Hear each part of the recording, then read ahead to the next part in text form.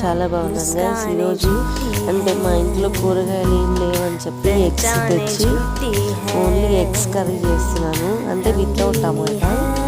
So first onion అంటే బాండి పెట్టుకొని కొంచెం ఆయిల్ వేసుకొని ఆవాలు, ఆనియన్స్, కరివేపాకు, కొంచెం సాల్ట్ అండ్ పసుపు వేసి మిక్స్ చేసుకున్నాను.